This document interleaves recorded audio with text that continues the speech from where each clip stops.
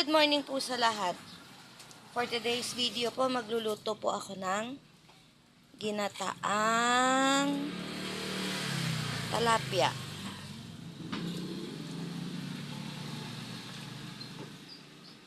Lagay ko na po yung suka.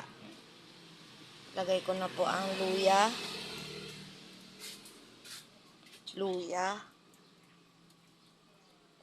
sibuyas. Nalagyan ko na po yan ng asin. Lagi po kasi kung ganun huli mag-video po.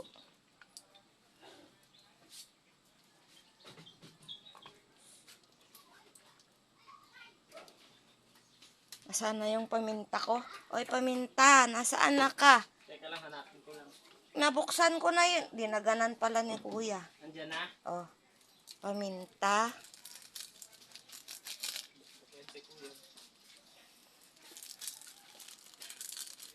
Yan. Kunin mo nuno yun, ho. Gata? Oo, yung nasa garapon. At isasabay ko na po yung unang gata. Ito po yung unang gata.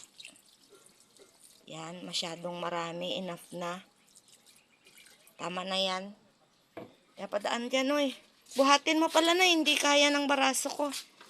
Kasi po, sumumpong na naman po yung sakit ng baraso ko. Meron tayong stove retention sa ilalim. Dito po kami nagluluto, mga anak. Yan. Gatungan. Ganda ng kala natin. Ay, ano ba yun? Ilagay ng tools.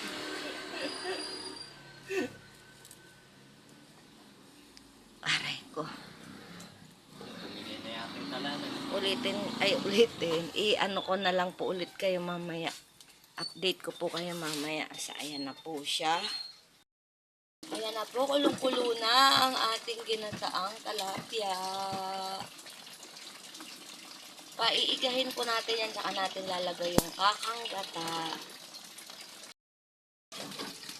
Ayan mga anak, nalagay ko na po yung tangkay ng pechay. Malambot na. Ilagay na po natin yung dahon. Dahon ng pechay.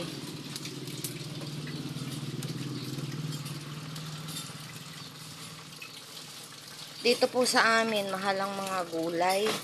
Kasi po, bukid kami. Pag pupunta ng bayan, mamamasahe ka ng 50 pesos papunta, 50 pesos pabalik sa tricycle. Wala po kasi ditong dumadaan na jeep po. Dahil bukid po dito. Yan, antayin lang po nating bumaba yung pechay. Takpan lang po muna ulit natin.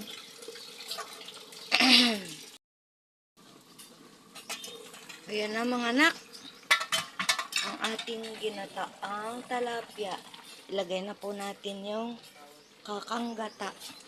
Gusto po ng mga bata yung medyo may sabaw. Nilalamas po sa kanin.